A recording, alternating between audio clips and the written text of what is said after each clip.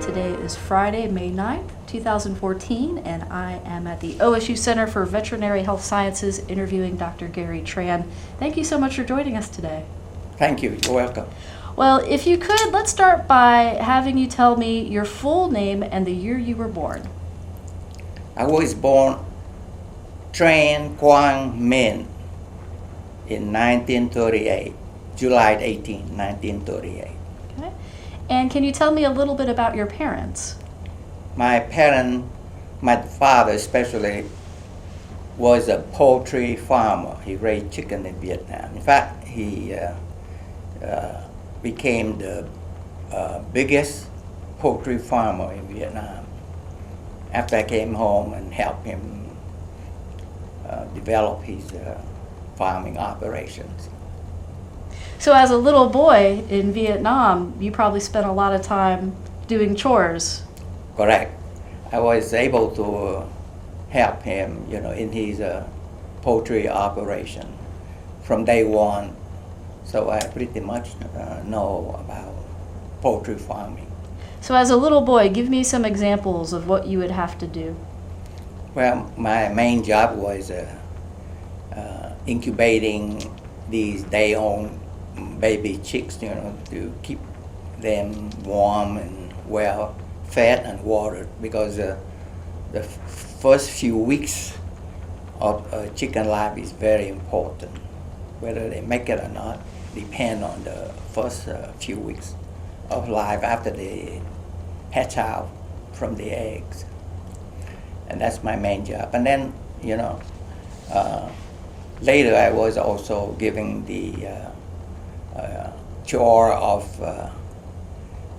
feeding the chicken, the collection of hen eggs. That's my best, my preferred job. The thing I don't like is the dressing of the chicken, which was done by other people. But the raising the baby chicks and collecting eggs and feeding the chicken, those are my favorite jobs. And what was your early schooling like? Here or in Vietnam? In Vietnam. In Vietnam. Because I went through, the elementary and secondary years like everybody else, but the problem was in my elementary year, there was World War II. So my education was very disruptive because of the war between the Allies and the Japanese. Later on, my secondary years,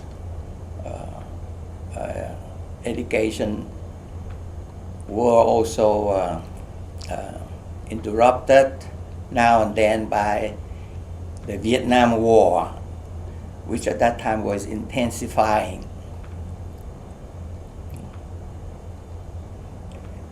And then in 1958, I remember the very end of 1958, I got a scholarship to go to the United States to continue my college education. The years in the United States were my best year because it's very peaceful, very pleasant. Well, how did you end up in Oklahoma? Most of the Vietnamese high school graduates who were sent to the United States were sent by the USAID in Vietnam, the agency that helped our country develop different fields in the country. And that year, in 1958, they had what they call the leadership training program. They're going to train the leaders, the future leaders of Vietnam. And I was selected in the first leadership group of 12 boys and girls. In fact, I passed the exam, giving to the 5,000 high school graduates at that time. You know, they narrowed down to about 2 dozen. So the final interview was the time that they pick up the finalists, the 12 people that will be sent to the United States. And I remember very well the gentleman that interviewed me on that day, he said, what you gonna study? What do you want to study over there if we send you to the United States? I said, I like to study poultry science because my father, you know, was a poultry farmer, and I want to, you know, expand the business and to make a living with it. And the guy said, you're supposed to be trained and come back here and work for the government, not for your father, you know, because we pay for your schooling. You can help your father on your spare time, but your main job here is to work to help your government and your people, you know, as a poultry expert or something like that. So he asked me, where do you want to be sent to? Okay, he said, you know, all the Vietnamese or any foreign student in any country like to go to Harvard and MIT and places like that. So I said, I like to go to Harvard, okay? Mm-hmm. And the guy said, you know, we would have chicken there, okay? The only chicken they have is in that cafeteria. If you want to study poultry farming, I have a better place for you. Okay, he said, he must be an OSU graduate or something. I said, where do you think, you know, the best? I take your advice. He said, you go to OSU, okay, to study poultry science, because they have a great poultry program there. I said, okay, because I didn't know any better, and, you know, being selected in the final interview is a very big deal, because he's the guy who decides who will be, selected. Out of the 2 dozen, they narrowed to one last dozen kid to go. In fact, I was the first to be selected, because he said, man, all day long they want to study engineering and finance and business and MBA and everything. You are the only one who choose agriculture. You get it. You will be selected. So I was so happy. So I didn't care where he sent me, because I got selected, because it's not you have to compete with other guys. So that's how I end up in this campus, on this campus in 1958. So what were some of your first impressions of Stillwater and OSU? I found out that the OSU campus and their students are very, very friendly. That struck me the most. Everybody was so helpful. In fact, I was the first Vietnamese to come to this university, believe me or not, in 1958. And, I was room at Bennett Hall, all right? And student there helped me carry my luggage up to my 4th floor, and, offer to show me around and take me to the cafeteria, and, show me everything.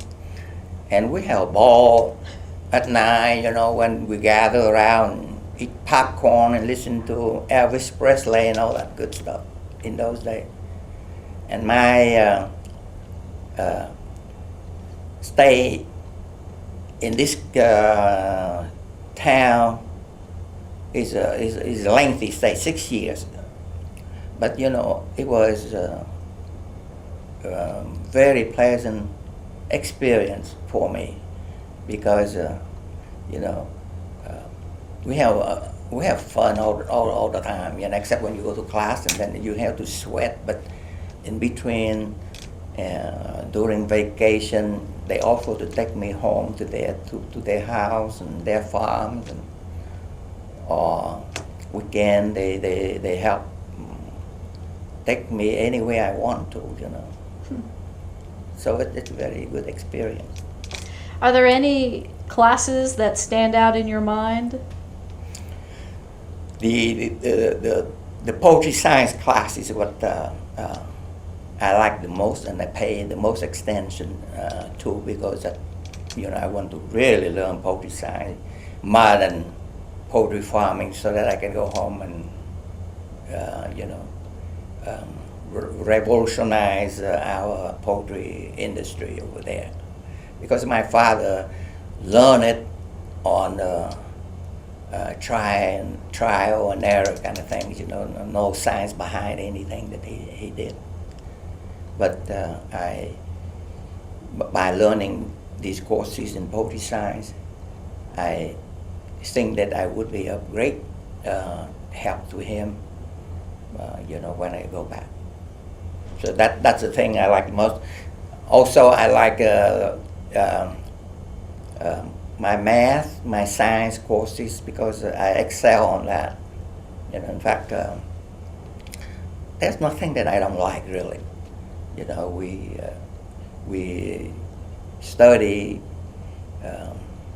in a very pleasant surrounding, and with great professors. So, compared to what I used to back home in a war-torn country, so it's very conducive to learning. So everything I learned, I did well. In fact, I had straight A's, and I was able to get to the vet school in just 2 years' time. So, in fact, I got my BS in 2.5 years, I think, plus the summer, because I went through summer school. So I was one of the few students who finished the BS degree very fast before I get to be in veterinary training. And what was your BS in? Agriculture. Okay. Because my advisor at the on the main campus told me that poultry science is very narrow. You need to learn more than that, to be able to go home and help your country.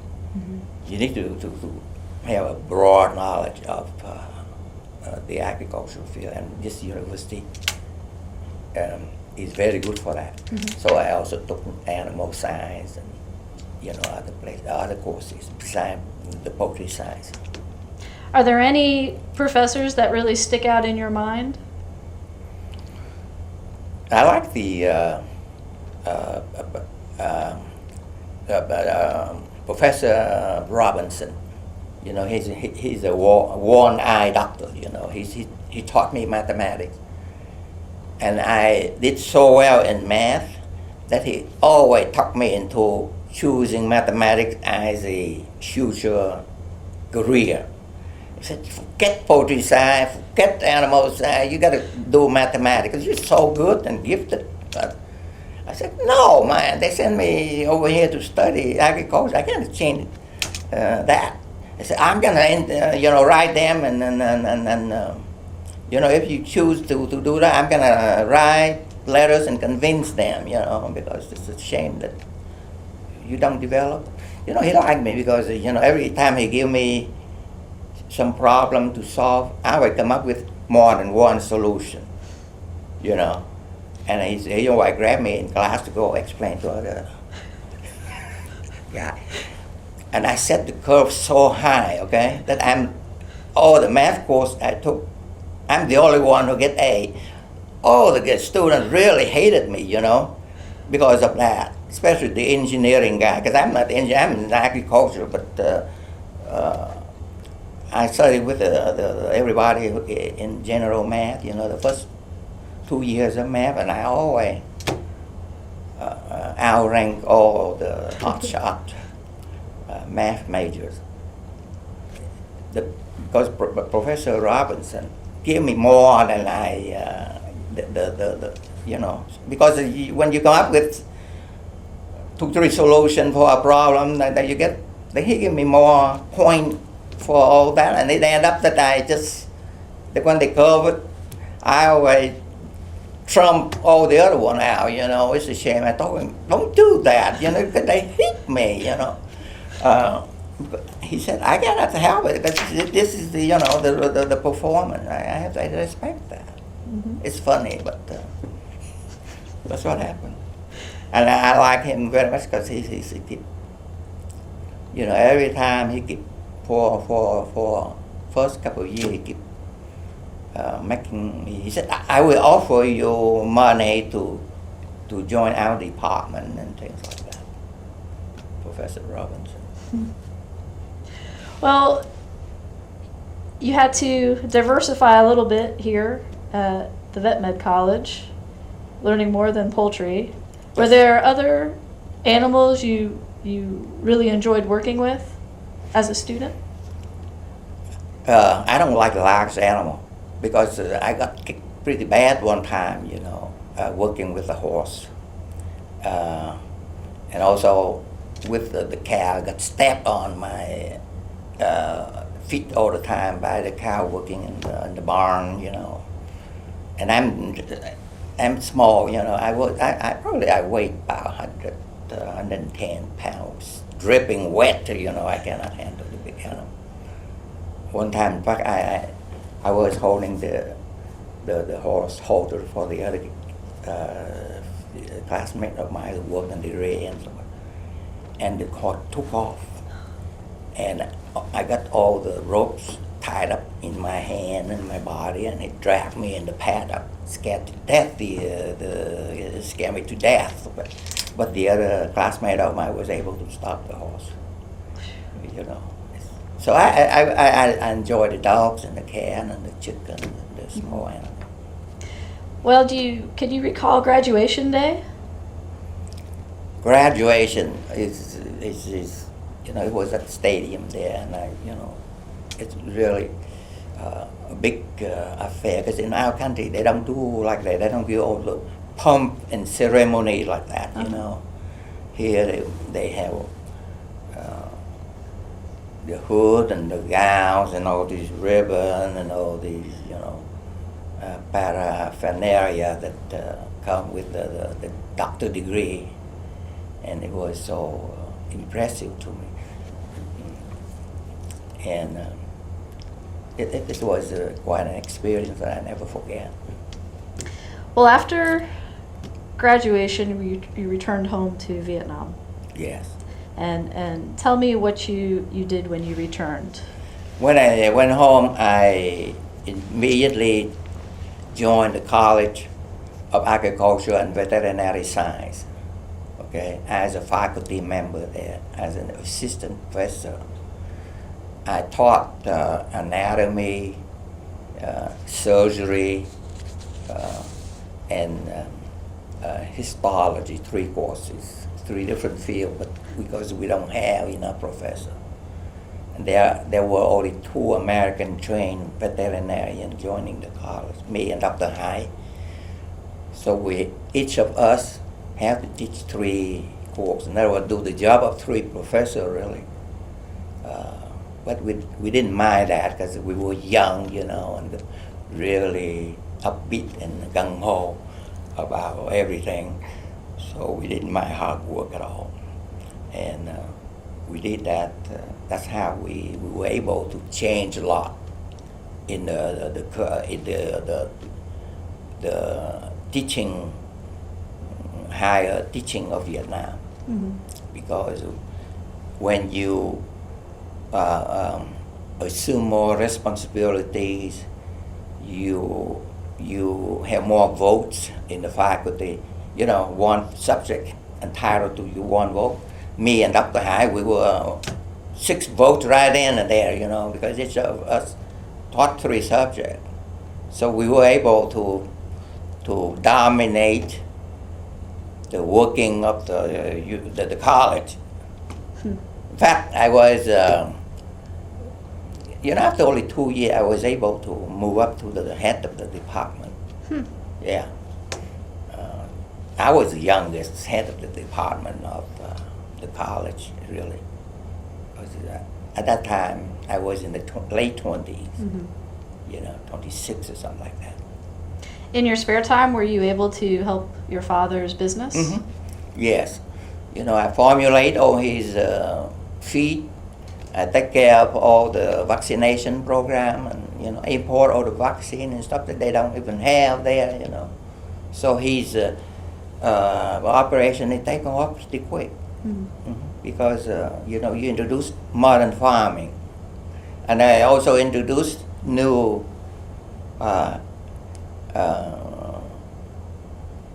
highly productive chicken. Chicken over there take several months to reach a market weight. Our chicken over here only 8 weeks. Now it only take them 6 weeks. They're even faster. Mm. So I was able to do that. Vietnam chicken, maybe they lay 3-4 dozen eggs and they quit and they brood and they hatch. American chicken produce year-round 200-300 eggs. So you can see the growth was exponential. Mhm. Well, after your time at the university, you ended up working for the government. Right. I was head of the department and teach these 3-year class. First year, second year, third year, actually the fourth year too. In fact, later I even teach poultry science, believe me or not. Because there's another guy teaching that, but he didn't do a very good job. But I have to wait till I retire to teach his course because I want them to know the modern technology. Anyway, as by the time I was a professor, the dean of the college was nominated by the president to head up the Ministry of Agriculture, which is like your USDA over here. So, when he assumed that portfolio, and there was some big animal program going on, they call the Accelerated Protein Production Program. The American want to develop quickly the meat production of the country. Because during the war, the communists, do a lot of interdiction of food that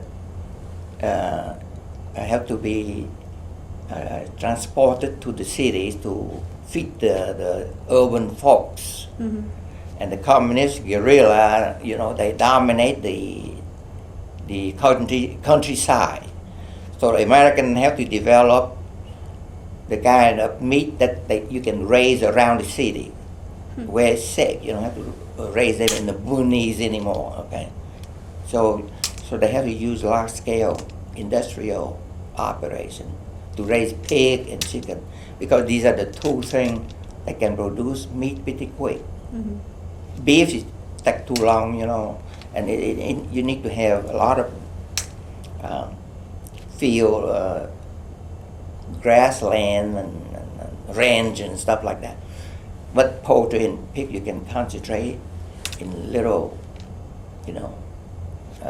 building around the city so that you can produce meat and eggs and pork to feed the urban folks. And I was in charge of that when the dean borrowed me from the college. He went there to work, so he said, hey, there is a good man there that could do that. So he was able to get the Ministry of Education. Actually, they borrowed me, okay, to go there and help out. Mm-hmm. And I get stuck over there for 12 years. I couldn't go, I couldn't come back to the college full time anymore because one program after the other program coming up, and I was in charge. Mm-hmm. So I get stuck there all the time till the end of the regime, which is in 1975. But I still teach, part time. I still, when it class time, I still zip out there and spend an hour, rush and go back. Wow. You know, I still teach school, but I don't do all the administrative or other work that the professor have to do. By then we hire younger, instructor to help out. Like your graduate students over here to help with the professor. Mm-hmm. And I have a few of those who were my student, by the way. The most prominent one, the smartest one I select to continue my courses. And in fact, I send a few of them over here to get their PhD, and do the teaching when they go home. So it was a very tumultuous time in Vietnam while you were there. Yeah. With war in your country. Yes, war and destruction and killing and maiming and everywhere, and it's very difficult circumstances to do these development work, agricultural development we call it work. The biggest work I was involved in, two biggest work I was involved in later were the land to the tiller program, a land reform program. It's a revolutionary program to win the heart and mind of the rural population. Because, in Vietnam, land, the whole country, land, arable land, cultivable land were held by a minority, by a few landowners, sometimes a few thousand. So the government have to buy all this land, okay, and give back to the farmer who tilled this land, so that they own their own land. Mm-hmm. You see, it's the kind of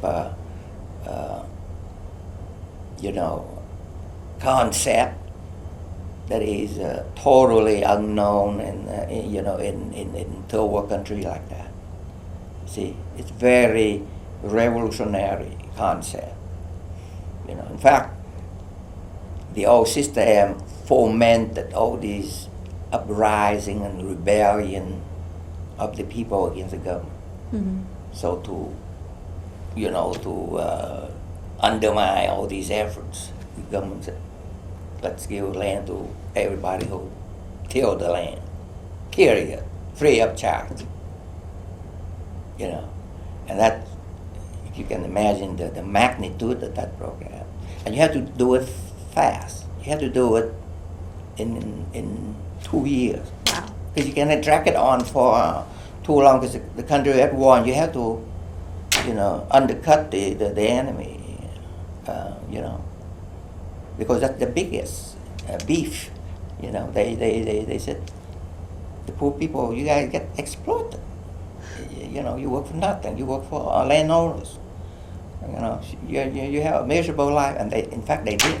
Mm-hmm. Until we changed all that. And I was involved deeply in that program for two years and a half. After my chicken and pig program. In fact, that was a very successful program. We break the stranglehold of the communists on the food supply to the city, especially the protein part. Mm-hmm. There's the rice part too, but it's something that we have to do it later. But in the beginning, in just less than a couple of years, we were able to break that. So the Mao Zedong concept of using the countryside to strangle the city didn't work anymore. Mm-hmm. We derail and dismantle that in a hurry. Okay, so nobody in the city is stuck to death or anything like that. And then after the land reform, we provide all our peasants with land, and they produce when they produce things for themselves, for their own benefit, then you see that agricultural production increase, very fast. In fact, after the land reform, the minister put me in charge of the rice production. I'm not a rice man or anything like that, and I don't know anything about rice farming, but because of my managerial skill, my leadership, proactive kind of leadership, yeah, I was able to carry any program that the government entrusted in me, because when I was young, I was fearless. I was not reluctant to go to the boonies, to direct program and to inspect the implementation of the program and things like that. So, when you push hard at the grassroots level, things happen very fast. Because if you're sitting in the Capitol and send out memos and directive, it's not going to get done very quick. You know what I'm saying? So you have to, inspect all the time. We have 45 provinces, just like you have 50 states here. We have 44, I think, provinces, and I travel to every single one of them. I hardly stay home, to be honest with you. We were everywhere in the map, and anywhere I went, nobody know beforehand, so they cannot take me to places that they want to show. I go by surprise all the time. In fact, I work with the American very closely. The American like that kind of leadership, so they provide me with everything I need to move around the country. Yeah, because you got to travel by car, because they ambush you, they mine the road and all that. It takes too long. They used to give me airplane and helicopter, and I flew everywhere I want. And I caught people by surprise all the time. They scared to death of my inspection. So they constantly have to work. They have to do things, because they never know where I end up. Because I end up somewhere and things not done right, you lose your job. I would put another person who can do something in charge. So they pretty much scared of that. In fact, in my time, if you get fired, you always end up in the army. You see, and you have to go fight the guerrilla. Okay, either you do a good job in civilian job and get well paid and all that. If you don't do that, then I get someone else who can, and then you end up, doing a fighting man job. So it's pretty strong incentive for them to work. I would think so, yes. Well, your work with the National Food Administration. That's my last job. Yeah, tell me a little bit about that one. After I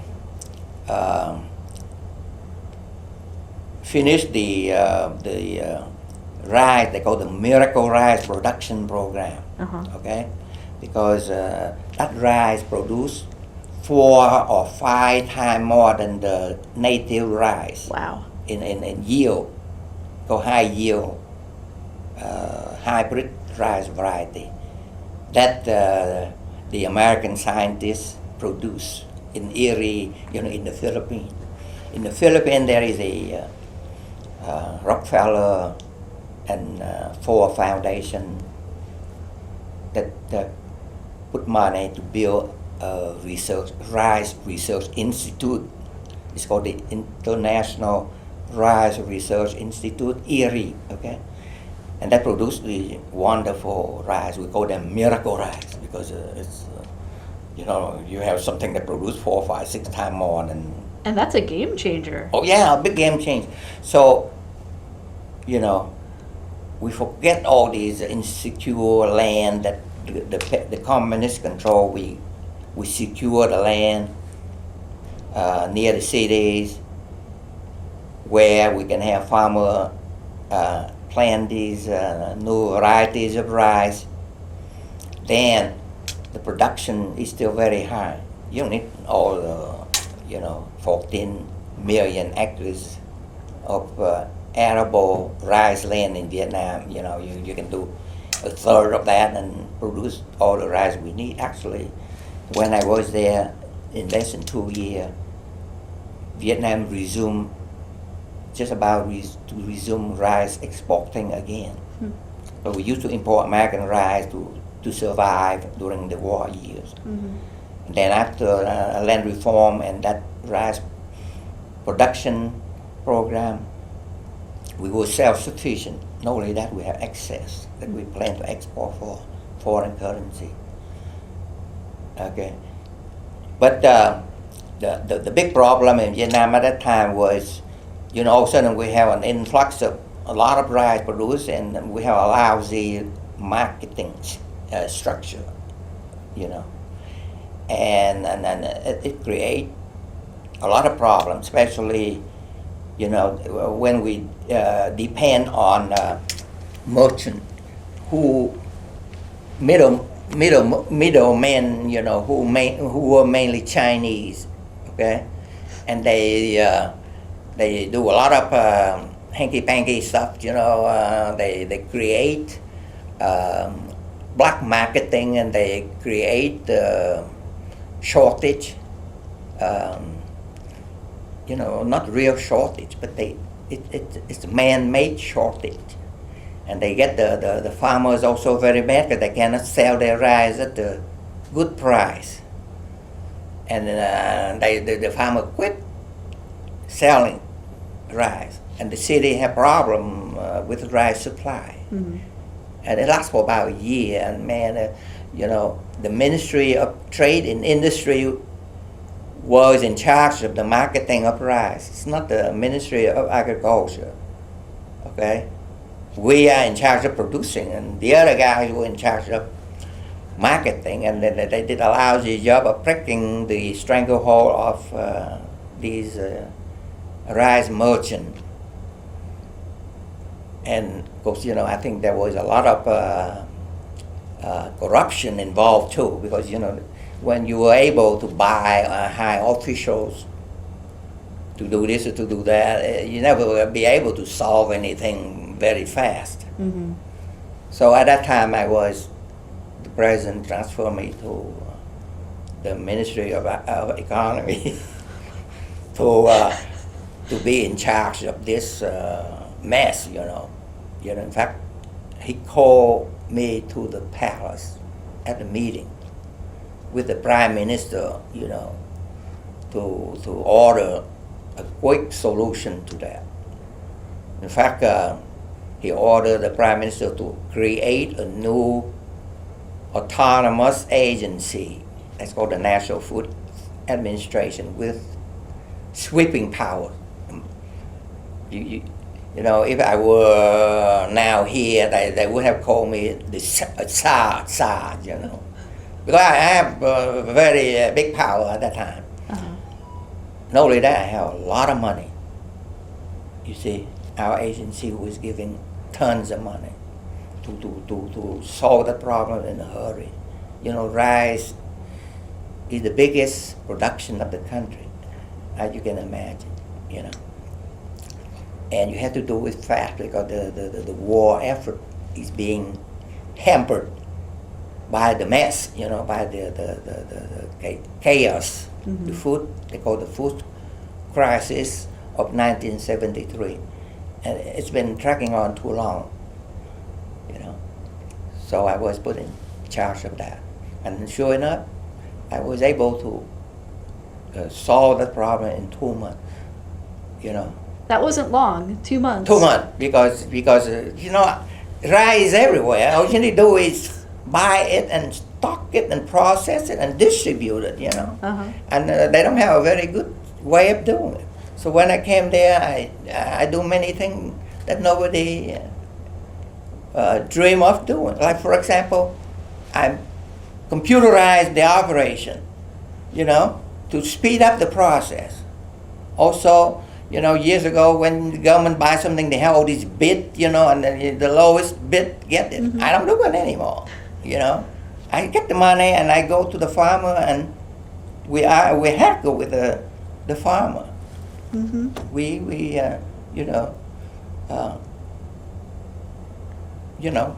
it's the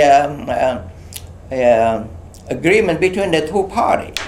No middleman, no nothing. I used to send my students, because everywhere I go, anything I do, I have a bunch of my students at the college who I graduated every year, okay? I had 12 classes. In fact, I taught 12 classes. So you can see how many thousands of people I know, or I can grab and to help out there. And these kids are very idealistic, they're young, they're fearless, like you were, like me. Yep. And I give money to go, you go buy rice, okay? I don't need to go any rice merchant, and I don't need to do any bidding, because bidding takes months, okay? You have to have all this committee to check the bid. I said, no, I'm the biggest rice merchant here in town. I don't need any. So I get all my students, and they carry, luggage of cash.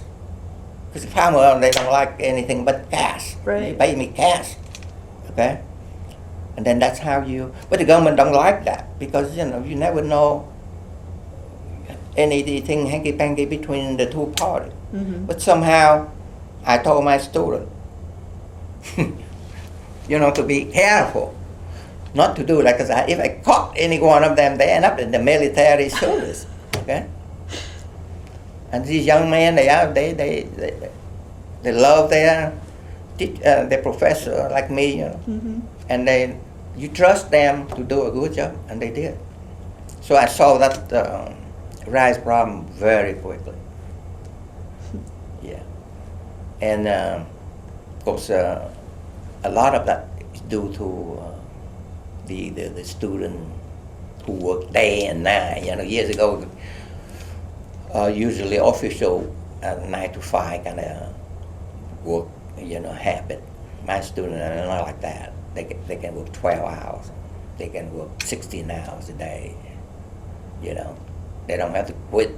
I told them, I'm interested is rice in the warehouse. I'm not interested in how many hours you put in. You do what you need to do, and you will be well paid. I pay them 3 times more than the government pay people. Wow. Because I run a autonomous agency. I can do anything I want. In fact, I pay me more than the government pay the president, to be honest with you, my salary. Because I decide that. Because when you get that much money, nobody can bribe you anymore, And you're able to fix big problems quickly. Yeah, you have to use these expediency. None of the thing I did was in the book, believe me or not. Well, things started escalating in Vietnam. Yes. By 1975, the military debacle put an end to all the good work we did, because the communists, by that time, they said they sent all their divisions down the Ho Chi Minh Trail to invade Vietnam with tanks and big things. And at that time, the U.S. Was already disengaged, and we have a terrible problem of supplying our troops, because Congress cut all the aid because of the war. Weary sentiment in the country at that time, this war movement, anti-war movement in this country. So we lost the war in late April 1975, because of the military setback, the military debacle. So I have to flee the country and came here and resume my life, second life in this country. Was that hard for you having to flee? Oh yeah, it heart-rending, you know. You left all your loved ones, families, friends, and co-workers, people who trust you, who work with you, and who know you and who love you, and it's very, very upsetting, to say the least, you know. In fact, the first few years when I came here, I was so depressed. I was so disheartened, you know, because of that. When you were airlifted out of Vietnam, where was your first stop? I was brought to the Philippine Clark airfield for refueling and change of airplane. And I was flew to Guam, and then Wake Islands, and then on to Travis Air Force Base in California. Then back here to Oklahoma, to Stillwater. Why did you decide to come back to Stillwater? Because, you know, I figured that I need to go back to veterinary medicine for living, and you have to pass these state board and national board and all that, you know, and I don't have a penny with me, so I went to see Dean Brock, one of my clinical professors, years ago. He was sorry for me, so he gave me an internship job, because you know you need to do something for that, you know. Being a bureaucrat for 12 years, you forgot a lot of current medicines, you know. So I was able to spend a year bone up on it, you know. And I passed the state board, and then national board, and then the Kentucky board, because one of my classmates up to him offered me a job to go there after I finished my internship here. And you're still in Kentucky, are you? No, right now? Yeah. No, I am in Louisville, Kentucky for the past 38 years. Okay. I came here only for 1 year for my Okay. retraining, refreshing. So tell me about your practices in Kentucky. I went there and worked for him for 10 years, you know, for my classmate. But then I have 5 kids within, with the salary I had, I wasn't not able to do well there. So in town at that time there was a group of veterinarians who owned an emergency clinic that take care of their patient at night. Mm-hmm. For them to sleep. Otherwise, they have to come there and take time to work, take turn to work at night to take care of night emergency. So I worked for them, and the pay was pretty good, because it was pay on commission. Mm-hmm. The more I generated income, the higher my pay gonna be. So I was having a better income. Then after a while, I saved enough money. I want to split out and build my own clinic. But the colleagues who own that place told me that, why don't you buy this place, okay, and keep operating it for us to take care of our night emergency, and you reap the whole profit, which is pretty good to me, because they offered to sell me that place pretty cheap.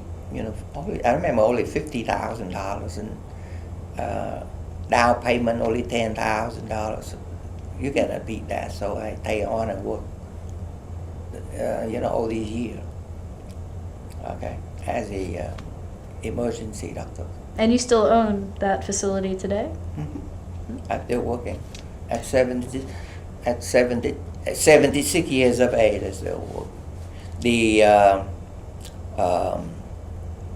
work by now it's routine, you know, and also I cut down the hours a little bit. Years ago I worked too many long hours, and my wife complained about it, so I cut down. You know. Well, you've done more than veterinary medicine. You started a math school. Right. About 24 years ago, I started what I call the Kumon Math and Reading Center. It's a franchise from Japan that teach kids math and English reading. They have a very neat concept of teaching math and reading. If you have kids, you should send to one of the Kumon. They have 2,000 Kumon centers in America. It's a wonderful learning system. And math is my first love anyway, you know. So I was doing that. And I help a lot of students. I bet you I train over the year some 5,000 super good kids in Kentucky, especially in that city. In fact, I created a lot of goodwill and renown that there are 5 more Kumon centers in Louisville right now. For the first 15 years, I'm the only one. And I was famous for creating all the good students in town. You know. In fact, probably that's why the governor gave me the Colonel, the Kentucky Colonel Award, actually. Yeah, that's quite an honor. Yeah. You could say, I'm a Kentucky Colonel. Yeah. In fact, I told him, you need to call Kentucky General, because Nebraska they have an admiral, and why do you stick with Kentucky Colonel? You know, it changed. Yeah. Well, looking back on your career and your accomplishments, how would you like to be remembered? I like to be remembered as someone who loved work in agricultural development. Besides veterinary medicine, I also like to be remembered as someone who want to help the next generation of Americans to be good in math and reading, so that they can do well in college and you know, become well-trained,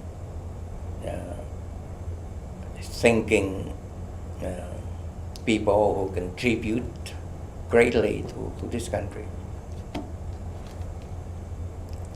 I like to be remembered like that. And you have 5 children? I have 5 children,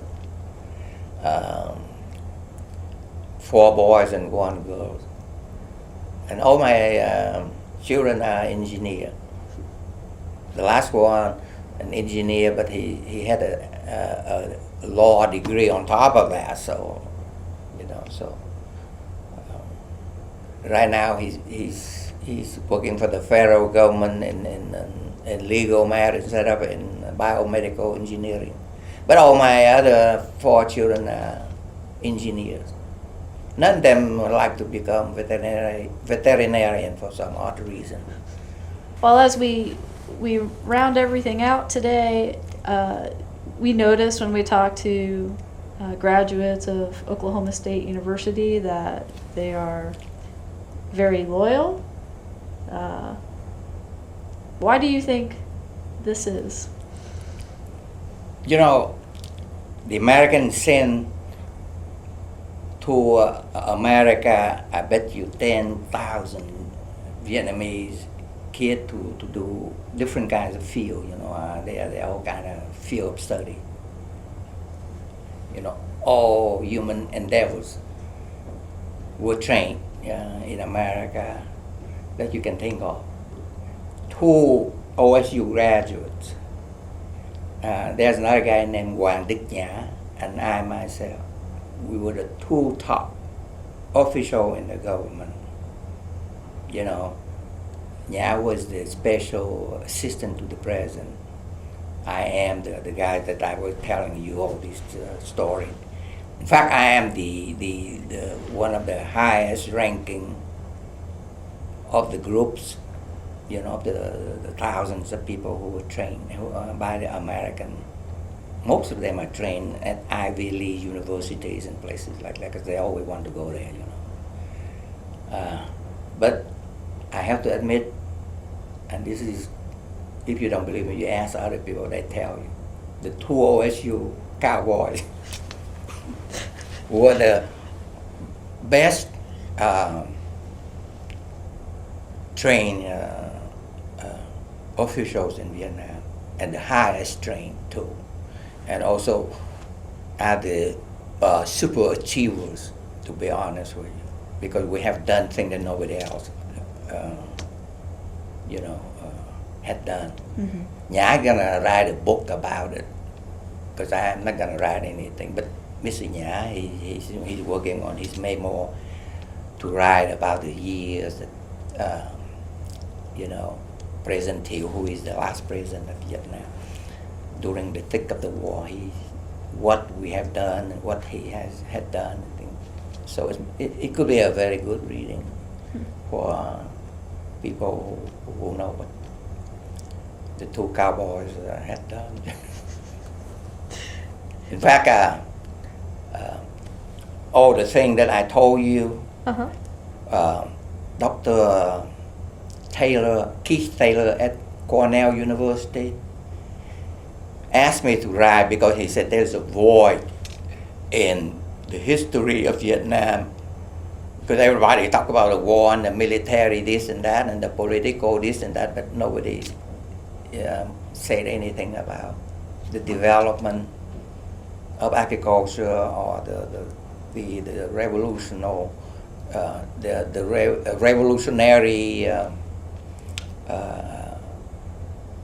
aspect of the countryside that was so important in changing everything. Mm-hmm. In fact, when the communists came, they changed that, okay? They reversed all that. And they threw Vietnam to the deepest recession for 12 years. They were starving to death, to be honest with you. And then afterward, they had to reverse back to what we were doing, you know. So that's why Vietnam right now is the #1 rice exporter in the world. Do you know that? I did not. The #1 rice exporter in the world, small country. They export more rice than anybody because of the foundation that we laid out during these years that I was working on that. You know, the social revolution foundation, the technical foundation of agricultural production, you know, all these things, all these schemes of modern agriculture that we laid out, you know, perpetuating to this day. Mm-hmm. That's why the communists could not do otherwise. They have to really go back to that point. That's why it took off. Not only that, their, you know, their agrarian reforms they did in North Vietnam, you know, where they kill all the landowners and they put the people in communes to work. You know, it didn't work either. You know, they didn't have food to eat for so many years. They had to rely on the Chinese. So the thing we did in the South also dismantled that, mm-hmm. that scheme up north. Hmm. You know, The impact. impact is goodness. very wide. To the point that the north, the northern farmers, we're not gonna do this anymore. So you know,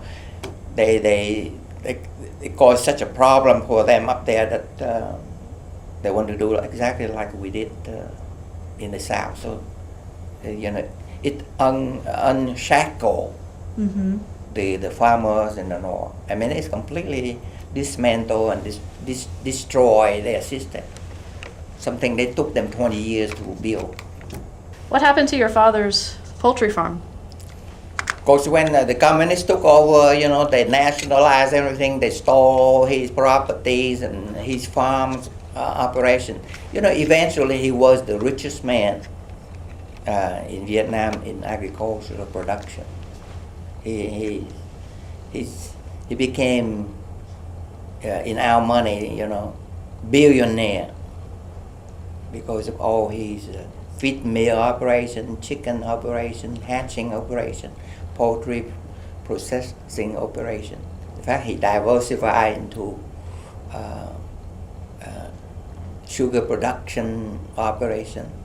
All that was lost because of the communists. They don't let the private enterprise system